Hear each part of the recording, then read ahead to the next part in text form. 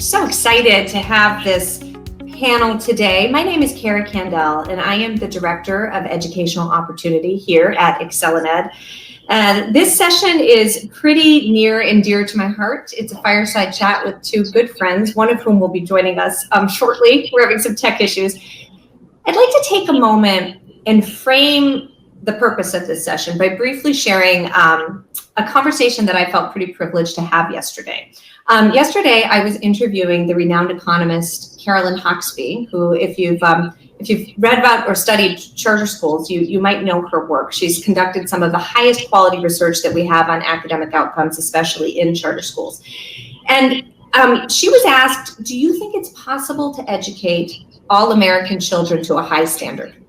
And quite frankly, Professor Hawksby's answer surprised me because she said that she firmly believes it is possible to educate 100% of American children to a high standard, but it requires us to provide a diverse, high-quality educational options for students and families. And the emphasis here is on options because not every child needs the same thing.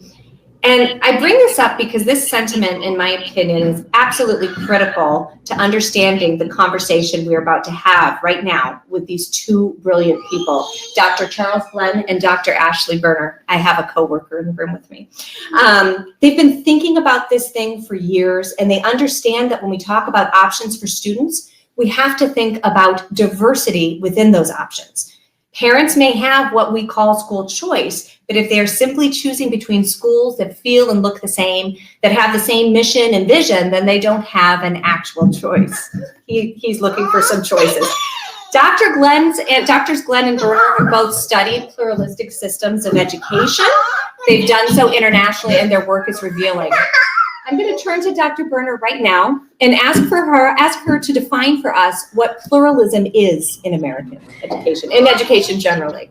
Sure. So it's a pleasure to be with you all, and I can't wait till the man who founded this whole field, Dr. Charlie Glenn, joins us because he's taught us, Cara and me both, everything we know.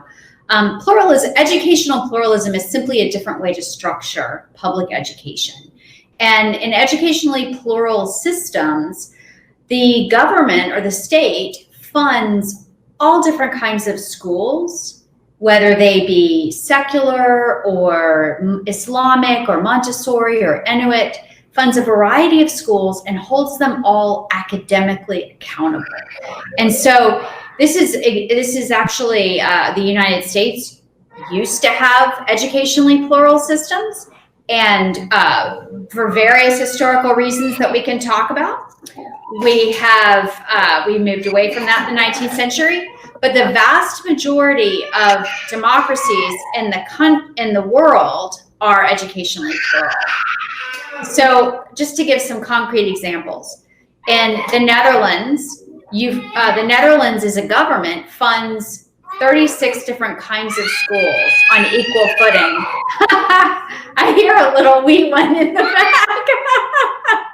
We're so happy that we have children around. It reminds us why we do what we do. It's great to see little ones. So anyway, the Netherlands is a great example. They fund 36 different kinds of schools. A third of those schools are what we would call district schools or public schools.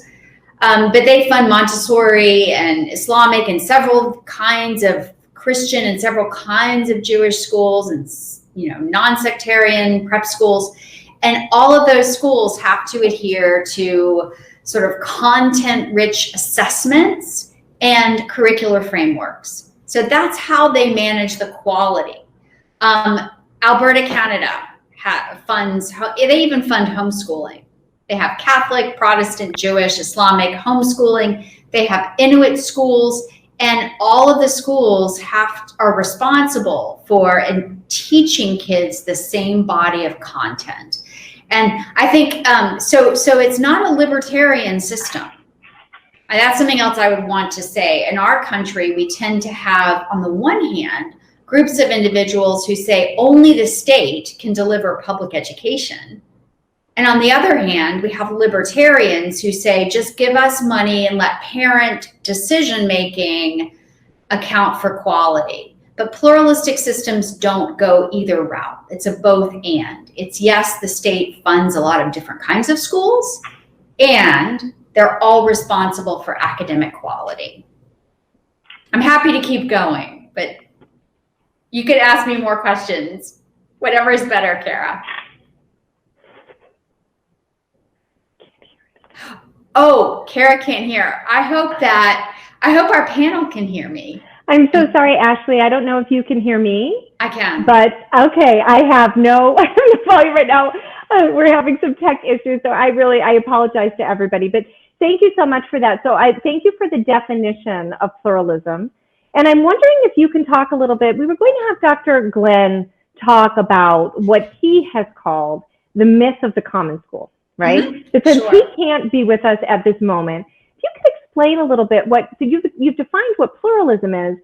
What's the rub between pluralism and what we think of in the U.S. as the common school and this philosophy that this country has really been founded on? Right. Good question. And yes, Charlie Glenn's book, The Myth of the Common School, is just the bedrock of this field.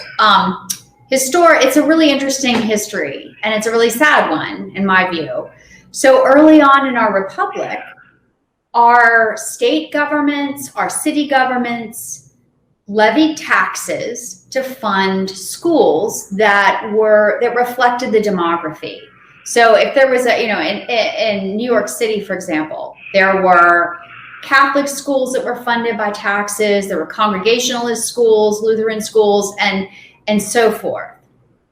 And this was actually when Horace Mann, who many people know as the kind of father of the common school, who was the first Secretary of Education in Massachusetts, when Horace Mann actually talked about a common school that the state would control and that would be uniform, this notion of uniformity. Most Americans didn't like it. It flew in the face of kind of local control and of religious liberty. So, obviously, Horace Mann was met with sort of frostiness with his idea of the common school, and this was in the 1830s and so forth. So by the middle of the century, things had changed. What had changed? What had changed to make a common school more palatable? Well, what had changed was millions of Catholic immigrants came to this country. And those Catholics were aroused a nativist response in the white Anglo-Saxon majority. I just want to bracket those comments for a second to say, it should be obvious, but it always bears saying, I'm talking here about Americans who were free to be educated.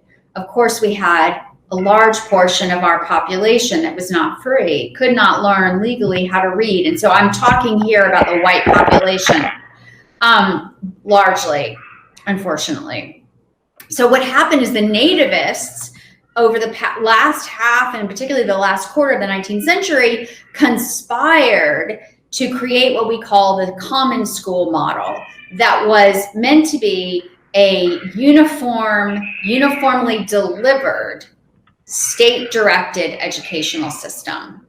Now, the irony is that those common schools were Protestant in all but name. They were considered non-sectarian because the white Anglo-Saxon Protestant majority didn't realize the extent to which it was chosen and so forth. And so the same legislatures that defunded Catholic schools, those same legislatures ended up insisting that the Protestant Bible, the Protestant prayers, and all of this be part of the common school. And in fact, it was until the 1960s when the Supreme Court appropriately, I think, secularized the district schools.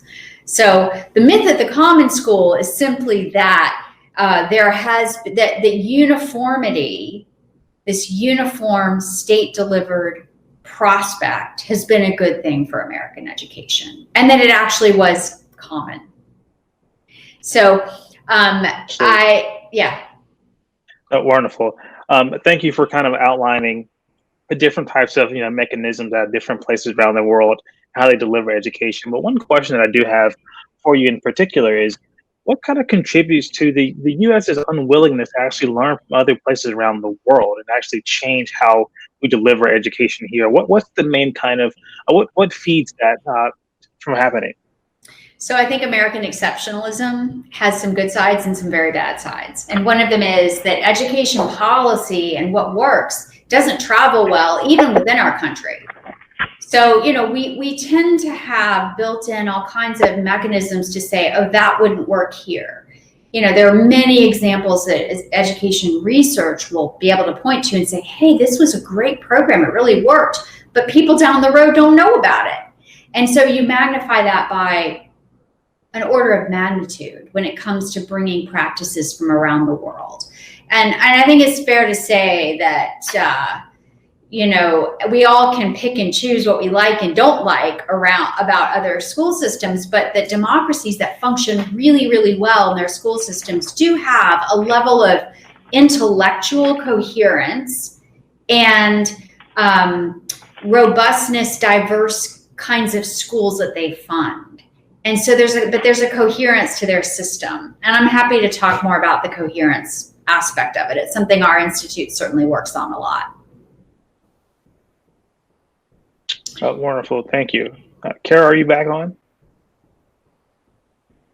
I think one of the things that I could say about the coherence is that the research around the world is really clear that when you have a strong normative school culture where the values of the school are plain and clear, and where the participants come in and share this, they join a community of meaning. It doesn't have to be religious. It can be religious. It doesn't have to be. Certainly, whatever those values, those core values are, that they are reflected in the practices of the school. So that one deep normative school culture has an independent positive impact on students. And the other thing that has an independent positive impact on students is a rigorous, intellectually coherent curriculum. And this is something that our country has a really hard time with, because for 100 years, we've prioritized skills over content. And we've prioritized the process of learning how to learn rather than learning something meritorious or a value in and of itself. And that's had a really terrible effect on our civic outcomes as well. So one of the ironies of our educational history is that Catholic schools, which were the reason why, the white Anglo-Saxon Protestants voted for a uniform school system that was Protestant and now has been secularized. The irony is that the Catholic schools and Catholic high schools in particular have had the strongest effect categorically in the aggregate of narrowing the achievement gaps between wealthy and poor kids and first generation kids and kids who were born in this country. And it's for those reasons. They have a narrow, intellectually challenging curriculum, and they have a strong school culture. Thank you. Another question I kind of want to ask you, I was asking you about the U.S.'s unwillingness to kind of adapt some of these new forms of education that we see around the world. And you mentioned that even differs within our country from state to state sometimes. And so looking at those other systems around the world, do those systems, those other pluralistic systems, do they have political actors such as superintendents or teacher unions that also maybe hinder their success there? Well, that's a really good question. And there's no one answer. I think you have different kinds of systems. On the one hand, you have the historically pluralistic systems that have been, funded diverse kinds of schools. They've built it into the design for 150 years. When Parliament in the UK passed its first bill to fund public education, it was in 1834. And they worked through religious schools. They worked through religious societies. They didn't so that's really embedded. The same with the Netherlands, the same with, the majority of Western democracies have been this way for so long. And the teacher union presence really depends. It varies country to country. In some countries like France, all teachers are civil servants, and there are sort of uniform employability rules. In other countries, the Scandinavian countries, the teacher unions do have a history of being a little bit more oppositional to the practices of pluralism, but not necessarily so. Realize when you think about this from a teacher standpoint, teachers also have their own values and their own sense of what really works for kids. And so it's a good thing for teachers to be able to find a context that suits them as well. It's not just about what kids and families need, it's about teachers thriving. And we forget about that sometimes, I think. But there's one piece that I think gets forgotten in a lot of our conversations about school choice in this country, which is that education isn't just an individual good. It can't be, because unlike other individual goods like buying a car, buying a pair of jeans that are really individual choices, it really matters to us how one another's children can read, can function in the workforce, can vote. I mean, all of these things implicate all of us.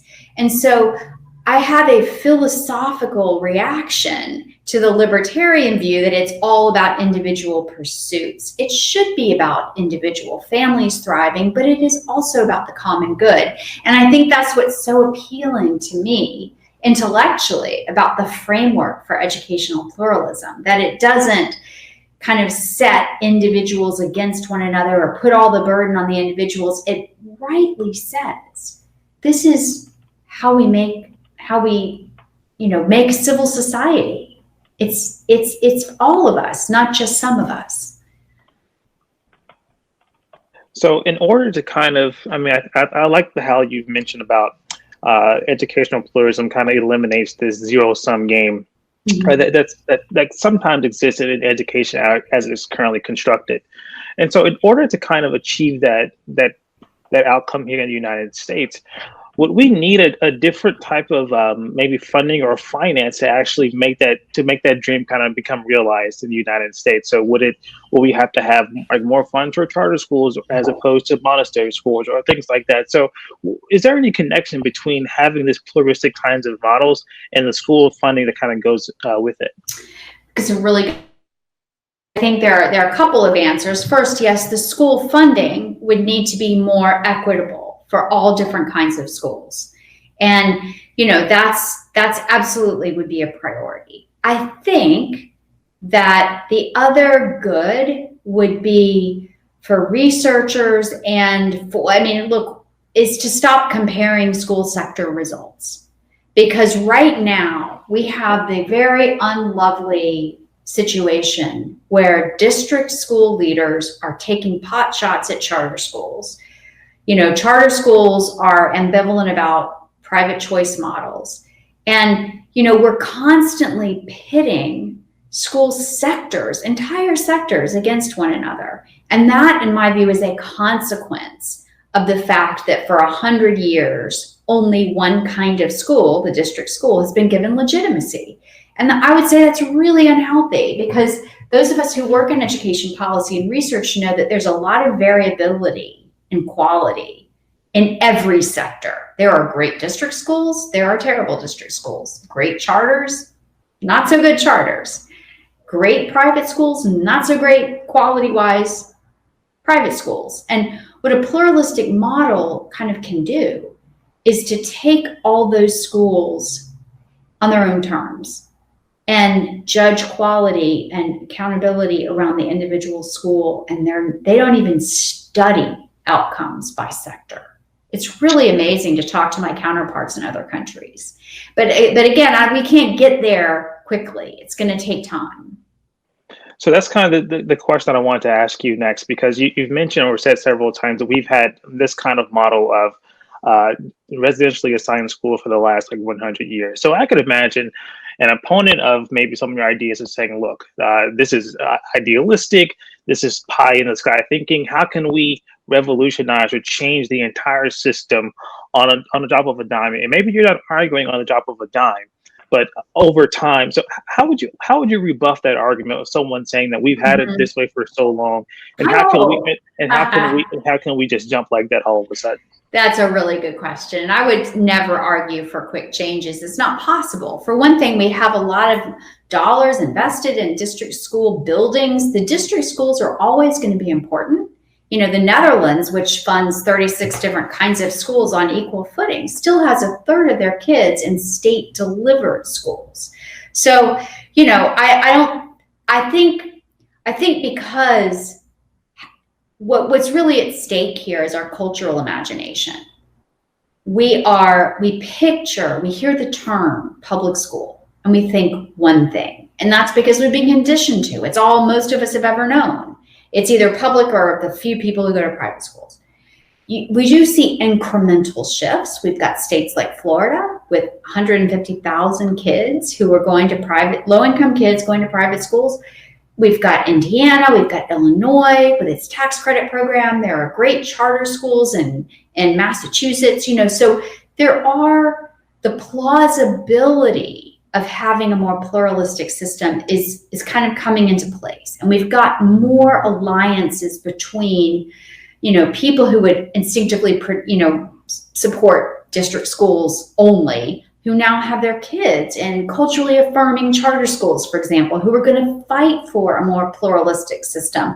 That takes time, but what really takes time is our default imagination. And that there's no doubt about it, it may take a generation. I mean, if you want to think about what is at stake here, think about the fact that when William Wilberforce was in Parliament in the late 18th century, nobody thought the slave trade would ever be abolished in England. It was inconceivable. The slave trade dominated Parliament. It took his arguments, his moral arguments, it took getting the religious communities, the industrial communities, the recruiting, the grassroots, the sugar campaigns, that all of these things took a long time before, that was abolished. And then the slave trade was abolished, and then slavery was abolished. And then our country fought the Civil War. And guess what? We're still fighting about these things. But it is not plausible to argue for human bondage in America today. It's not plausible. Thanks be to God. But remember how hard won that was. So when we're talking about our visceral imaginations about what it means to educate a child and what structure should be, it's embedded in our culture, and it takes time. That was a very long answer to your question. Sorry. Well, thank you. Thank you so much. And I think, Ashley, your long answer helps me to resolve some of these tech issues that we've been having. We've lost Dr. Glenn, and I have a child that's been sated, but then I lost audio. So thank you so much to my wonderful colleague Tim for stepping in there. He is amazing. It's amazing. So I'm just going to assume that I know some of what you've talked about since I couldn't hear.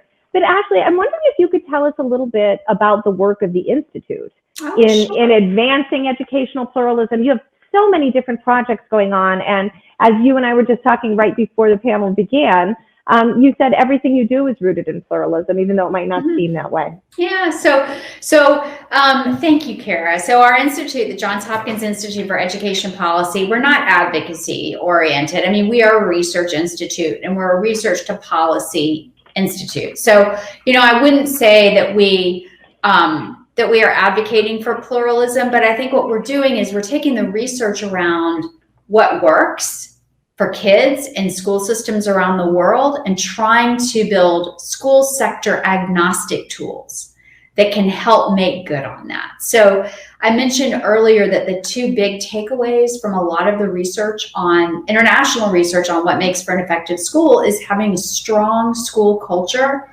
and having a robust, intellectually challenging curriculum. And of course, supporting teachers in delivering it. Those are the things that make a difference for kids in every country, in every kind of school.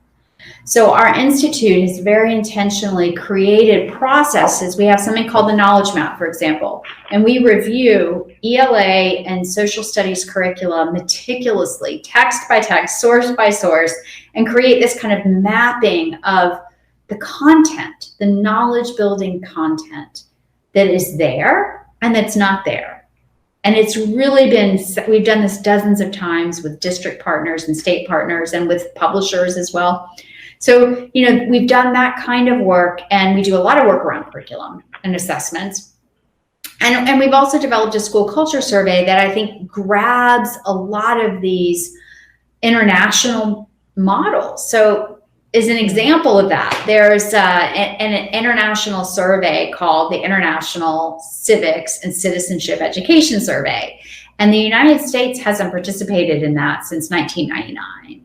But the survey pressure tests whether the conditions for long-term civic development are present in different schools around the world.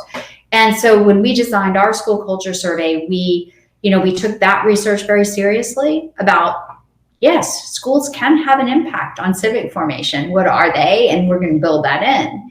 So it's been a real joy to have that tool in the field. And in fact, in Florida, the Florida Department of Education is using the survey for its civics and debate initiative schools. Because we have a lot of the SEL questions and a lot of the academic culture questions, but we also have addressed the civic question. Can you talk a little bit about, Ashley, and forgive me if we've already been there, but the relationship between, the need to have a pluralistic system, right? So I'm thinking about the Netherlands, which you and I have both studied. Mm-hmm. And to have a pluralistic system where lots of different school types can flourish, there's also this necessary balance in having a commonly agreed upon curricular approach. Mm-hmm. And is that, so with the work that you're doing in curriculum at the Institute, how do you see that as a tool to foster more pluralism in a place where we don't have quite enough of it? Yeah, it's a really good question. So when I think about successful systems, I think about two things: the content and the structure.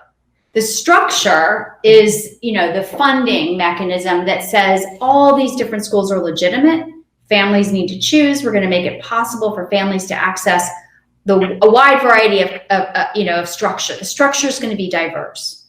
Yeah. At the same time, this issue of content is how many, and having a similar body of work that kids are responsible for, that has an independent long-term impact on academic and civic and social outcomes. And this is actually how many of these pluralistic systems resolve the social cohesion issue.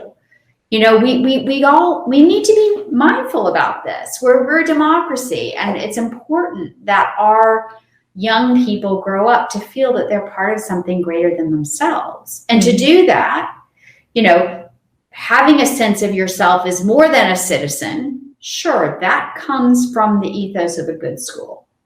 But having the raw material to analyze legislation, to know where other countries are, to know what people believe. I mean, this is what we're facing as a country. Most American adults are not literate about what people believe, about philosophies, about geography, because for 100 years, we haven't had that content in our schools. And so now we have kids who, and parents who confuse exposure with indoctrination. When we've actually worked in school systems where if the school actually has a section on Islam, parents who are very conservative feel like they protest. They feel like it's indoctrination. But think about this. Most OECD countries require comparative religion and ethics every year, K-12.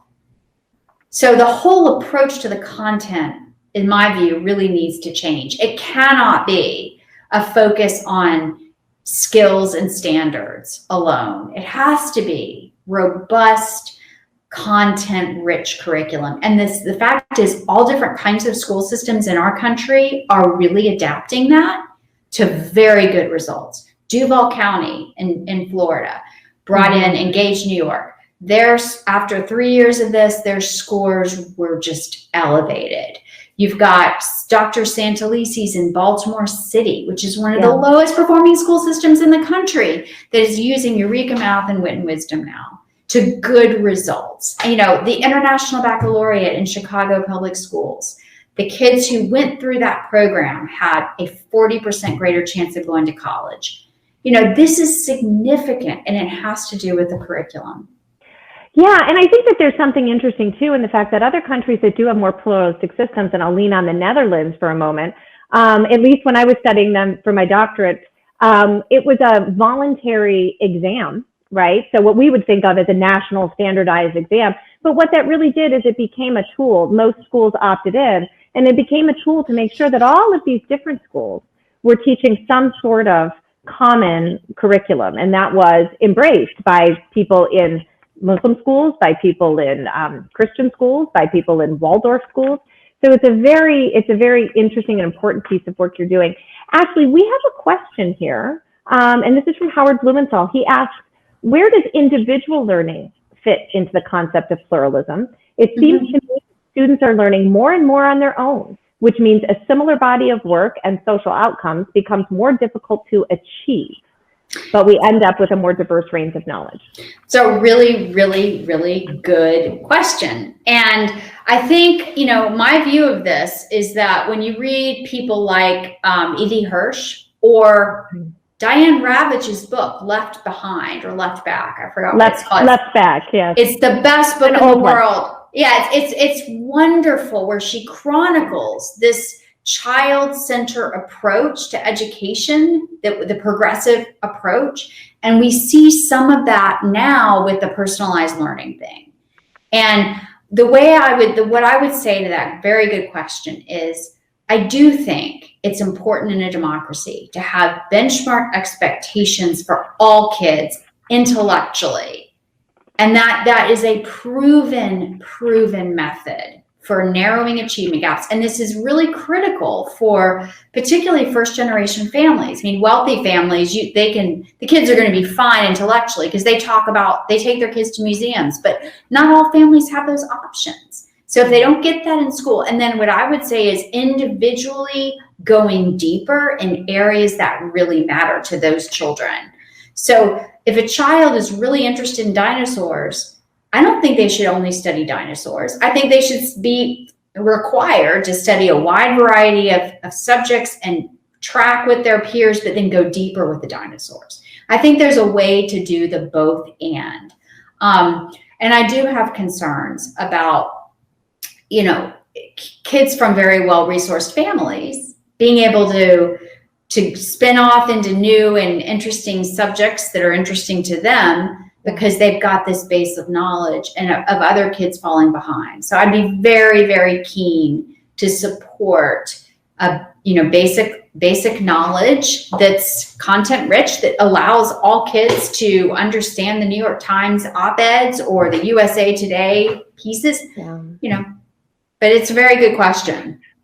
So, and you mentioned in your response, the difference between children who come from families with means and those who do not. Now, in this country, we do have certain places, you've already talked about Florida, and we certainly here at ExcelinEd, we spend a lot of time thinking about Florida, which has a lot of private school choice, right? So government programs, government funds that allow students to access private schools, which leads to a greater diversity of options for students.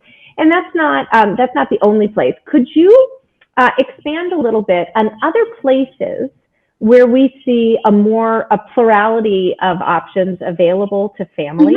And maybe talk about, like, why is it so difficult, do we think, to get this to happen elsewhere? We're only 500,000 kids right now with access.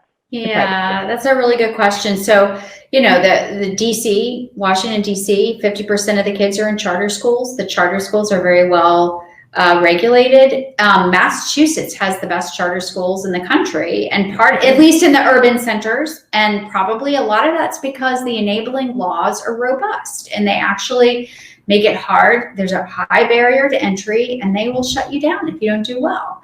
And so, there are pockets where because education is done at the state level, so much of it is tied to the state's political context. So you've got Indiana, which for its own reasons has had long-standing, access to private schools and state testing required. Illinois is one of the really interesting places because in 2017, they were able to do what I would call a grand bargain, where they passed the state's first tax credit that gives funding for low-income families to go to private schools. And they also redesigned their funding mechanism so that district schools had more funding, particularly Chicago. And so, I mean, that's the kind of grand bargain that we need. We need to have politicians who are rewarded for being courageous and actually making political compromises. But think about this, Maryland, where I live, in Johns Hopkins, we're not that far from DC, but a lot of people here are very resistant to having a meaningful charter bill. And so here, the political context is such that choice is much more difficult. It's much more difficult.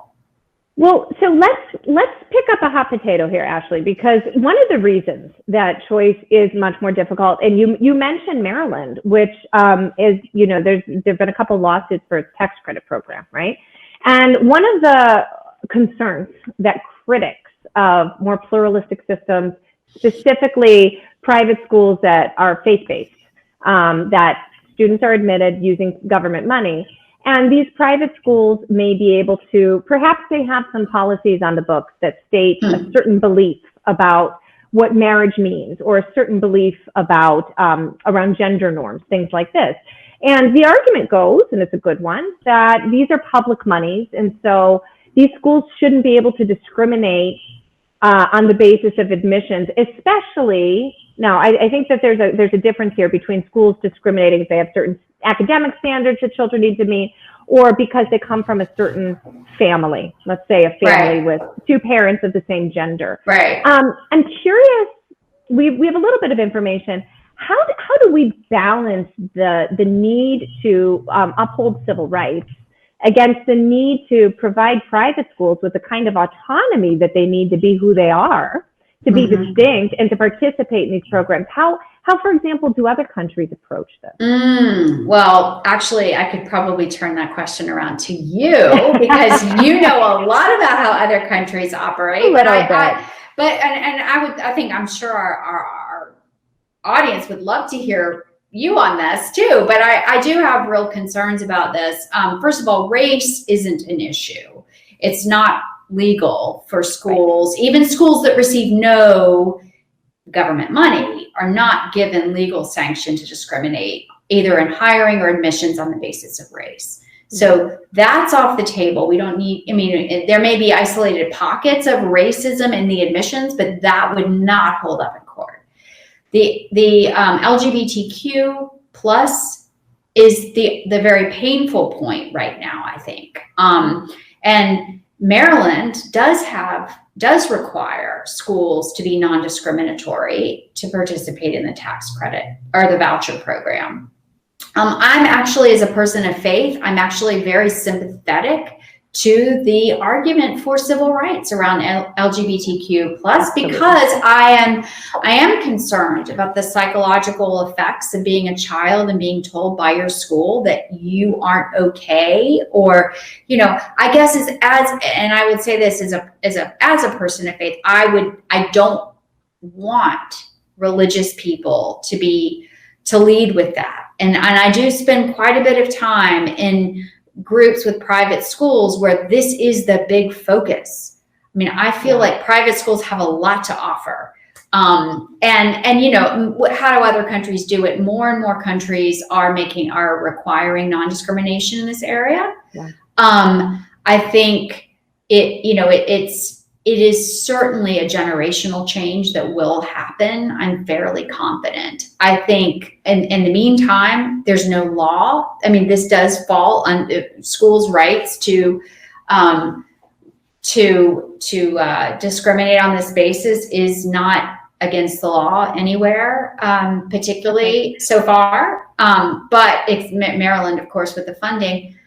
I guess I feel like there are other issues that we should all be concerned about, like the quality of these schools. There is great variability in the quality of the private schools and the district schools. And this is why I am very keen to roll up my sleeves with private schools, charter schools, district schools, all schools, to help all of them improve on the quality of what they're offering, and of course to create a nurturing culture.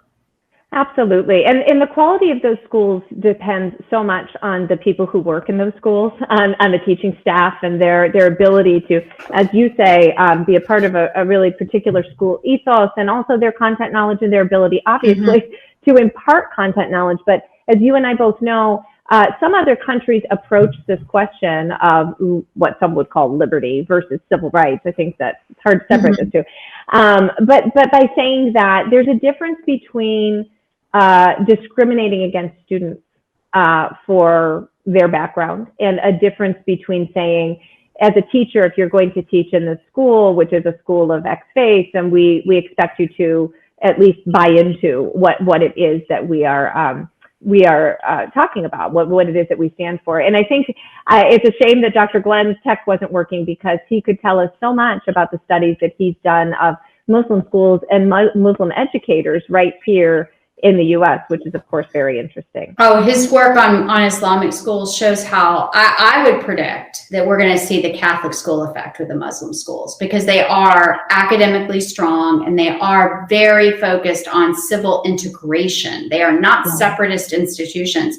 But I think what you just put your finger on with this difference between hiring and having adults who agree and comport with the culture, whatever it is, and not discriminating against students, it does seem to be the way most countries right now handle a lot of different issues. Yeah. And I think for our audience too, and I welcome any more questions. We already had a really good one. I welcome more. It's really important to note that these incidents of so-called discrimination are very hard to find. Detractors of private school choice programs will lead you to believe that they are rampant. And in fact, what the evidence shows us is that they are not. Well, and the other piece of evidence is that a lot of parents of children who are non-gender conforming have to leave the district schools because there's so much bullying, and they're actually statistically more received and nurtured in the private school context. And that's, that's also research that comes out of those coalitions. Yeah. So it's not, we have to you're right. We have to balance the reality with the myth. There's an awful lot of support that comes from these smaller faith-based schools. Yeah, that's absolutely right. So I think we would be remiss not to spend a little bit of time talking about the current moment. That is, we're living through a pandemic, and parents have, so many parents have either had to turn to different forms of schooling because of the circumstances in which they find themselves, or some have been able to look under the hood, so to speak, at the schools that they've been using and gotten a view into what's happening and aren't pleased with it. Not all, but some. And so I'm wondering what your take is, Ashley, on how this moment could push us toward a more pluralistic system. And by that, I mean not just government funding all different types of schools, be they what we would consider private versus public, but government really funding really diverse educational experiences. So meaning that some kids might not be in a formal educational setting, but might require something very different, which is also pluralistic approach. What are your thoughts on that? That's a really good question. And I guess where I two things come to my mind. First, I think it's a really important opportunity for special education kids, because they have not been well served by and large during this pandemic. And if there's ever a case for more funding to go to parents who are caring for children who are, who have special needs, it is right here and right now. And the extent to which state funds could flow to special education kids and their families, and then enable a flourishing of new educational options for them, I would see that as a huge emergency issue. The other is, I don't know, and as somebody who is very sympathetic to pluralism and choice, I am always going to have a caveat around the quality. because there's a lot. Sometimes I hear people in the field talking about decoupling education from schools, and we just want to have a bunch of different kind of plug and play. And again, I worry about the democratic effects of that. Yeah. And so one thing I will say that has been very positive from this moment is that it's become obvious in private, district, and charter contexts that having a coherent curriculum really makes the difference in being able to go in and out of remote face-to-face. You know, the groups that have, the schools that have done the best tend to be those that have, you know, coherent curriculum that their teachers are supported in delivering. And even so, we know the learning loss for some of our neediest kids has been acute. I mean, this is a huge problem. We're all worried about it. Yeah, no, that's absolutely true. So that the content is really so much more important than the mode of delivery, right? Yeah, and right. And I do think, you know, what we all know is that we need an open classroom climate where there's this is what political scientists call an open classroom climate, where you've got multiple viewpoints, you've got debate and deliberation. This can't happen in isolation. And this too is something that I think our moment, our political moment, has really called up. I mean, I've been on, I can't tell you how many interviews and panels I've been on about civic formation. And we know that we have not prepared our children to be engaged in deliberative debate. You know, there's a zero-sum game, take no prisoners approach to people who disagree with you. And this is profoundly unhealthy. And schools do have a role here. And that is really hard work. So that's really, really hard work. I couldn't agree more. And I think that we could also say that effect is very much exacerbated because we here in the United States live in communities where everybody is like us, and in communities where people tend to think the same. And so we send our kids to those schools. And so debate you might not even encounter a lot of people who really have very different views from you, which then means that when you do encounter somebody with those different views, you have there's an utter lack of understanding, I think. Yeah, and that's right. And a lot of teachers are not supported by their administrators to actually have these conversations. And, you know, there are very, very clear incentives to back away from anything that would get anybody upset.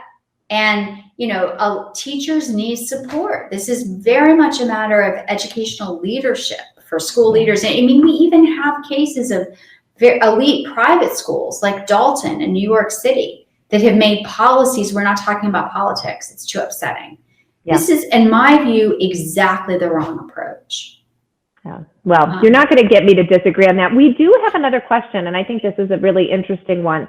So he says, you touched upon religious instruction, and I will add language instruction. Yes. If we're looking at demographic shifts, wouldn't we want every U.S. school to teach Islam as well as other religions so that people who grow up in the 21st century would understand one another at a deep level?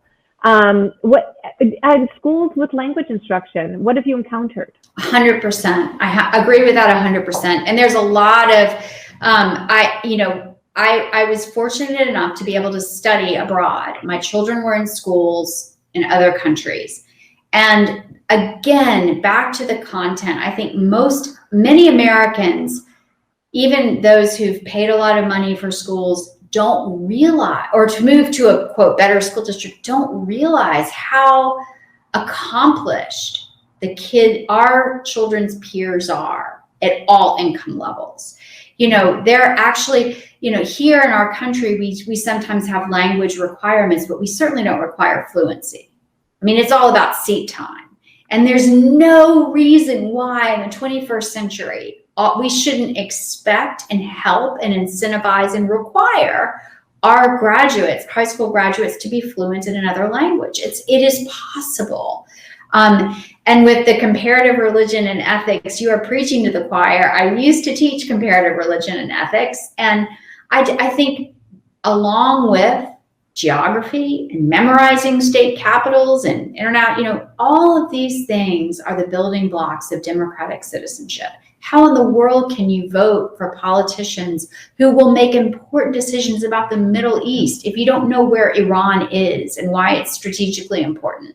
And so when we do our reviews, our social studies knowledge map in particular, we often find that religion and philosophy is not taught, or not taught very much. And this is a recommendation we find ourselves making again and again, is this is part of a liberal arts education. Kids need to know this. In my experience, also parents need a little hand holding. That, and that's about religion. And by the way, to Cara's earlier point about international, a lot of these pluralistic countries, they require, if you go to an Islamic school, you still have to learn about Judaism and Christianity. You don't have to learn about them as truth, but you have to learn what they are. And you will be assessed on that. It's a very big difference. Same thing with things like evolution, by the way. The Netherlands requires, they don't require you to teach evolution as truth, but they require you to teach it. So you may go to a creationist school where kids are taught that creationism, but they still have to demonstrate mastery of the concepts of evolution. And again, I think that is, we have a hard time in our country of confusing exposure with indoctrination. Absolutely. And well, I think to the point that you're making, we also have a hard time because we have such a monolithic system, like one way of doing school, right? The title of your book is No One Way to School, but we have this one way of doing school that we have become essentially stuck in this mindset that this is all that needs to happen. We don't need to, we've been saying for years that we're not teaching children to think critically. And by not asking them to confront things with which they may disagree or difficult concepts, then of course, how can we expect critical thinking? This is, okay, my partner, David Steiner, who's our, director, he's famous for saying things like, try thinking critically about nothing in particular. These are not disaggregated skills. We've prioritized process over content. And so it's really important to teach critical thinking by actually requiring kids to master knowledge. So we have to start I think so many of us who really care about pluralism and care about school choice, for example, are always thinking about outside of the system when so much change really has to occur in the place where the majority of kids really spend their time, right? So we only have a few minutes left, and I wanna shift us a little bit, Ashley, to thinking about the future. So we've gone as far back as to mention Diane Ravitch's book Left Back, which, my goodness, was published how many, 25, 30 now years ago. And we're still, as I said, talking about some of these same issues. But at the same time, in the past 25 years, we have seen the US in certain places embrace a more pluralistic approach. I mean, Florida would not be what it was today if it weren't for our ExcelinEd chair, Governor Jeb Bush, and everything that he has done to advance school choice in that state, both in terms of public school choice and private school choice. We have states like Indiana, which you've also written about, that have a more pluralistic system. Mostly the levers that we're pulling are private school choice. But so there's a little bit of hope. My question for you, as you think back and then try and look ahead, is does this overwhelmingly sort of uniform system of American education continue to move toward pluralism, toward a more pluralistic system? What's your hope for the future? What do you think?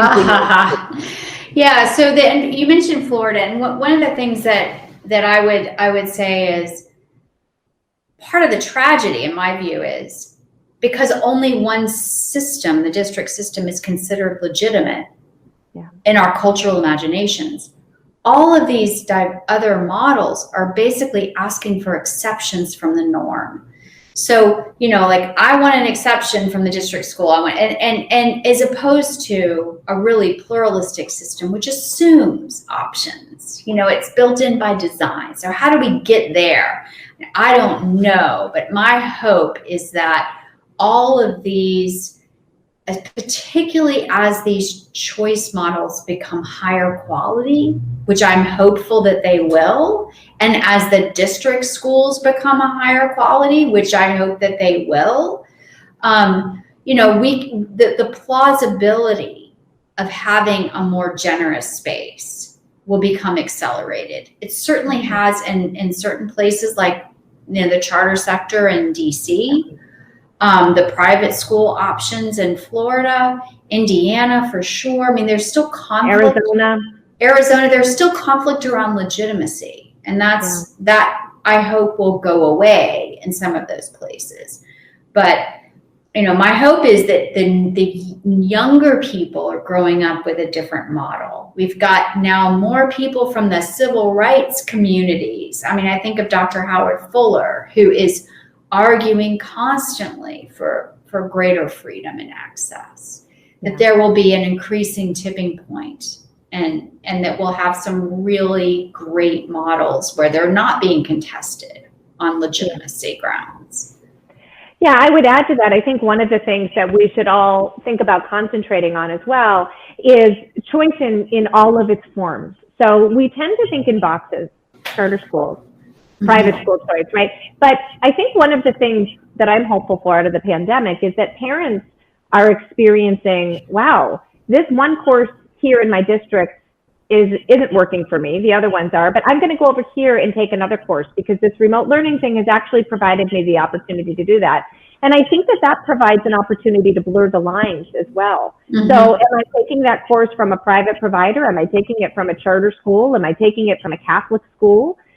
It might not matter anymore. And I think that as we get in the frame of mind that I don't need to be locked in, not only to this brick and mortar place, but to this thing that has a place, it could really allow parents to demand different and more and better, to your point, better quality opportunities. And we know that all the surveys of parents, we know even in high choice cities that they want better quality. They once they engage with different and better performing systems, they want more of it. And we owe that to our kids. Absolutely. So my friend, in the maybe 2 minutes that we have left, I'd like to ask you, so many in our audience that will be listening to this either now or after, as it's been recorded, are policymakers, are legislators. For this particular audience, what one thing would you have them think about as they lead this session?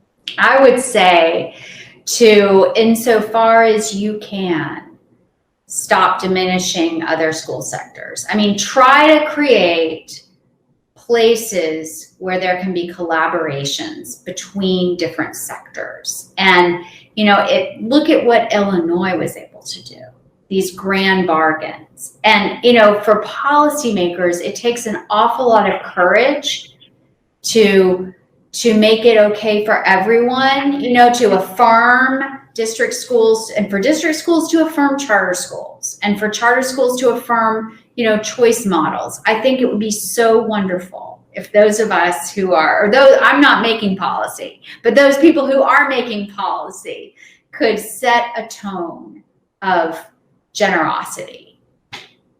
Now, that's a lesson for just life, isn't it? A tone of generosity. And I would say to the point that you have been hitting home throughout this conversation, a focus on curriculum, on content knowledge, on deep, rich content knowledge, and on making sure that all kids have access to that, right? I opened by saying, Carolyn Hawksby said, yes, 100% of American children can have a great high quality education if they have high quality options. And all of those words are so very, very important. Amen. Well, amen. I see no other questions in the chat. So Dr. Ashley Berner, I'm going to thank you very much. I'm so sorry that we lost our great friend, Dr. Glenn. We'll have to have you both back at another time. Thank you from children to technology. We've made this work, and it's been a really wonderful and robust conversation. And thank you so much to Tim Abram for stepping in when I couldn't hear a thing. And he's a rock star. Thank to all of those folks who are on the front lines. Thank you for what you're Yeah. doing in this incredibly difficult time to serve our kids. You know, I'm in the back room. I just want to honor those who are on the front lines right now, making policies that matter and serving the kids in real time. So thanks for chatting with me. It's always a pleasure. It's wonderful. It's always so much fun. Until next time, Ashley. Take care. Bye. Bye-bye.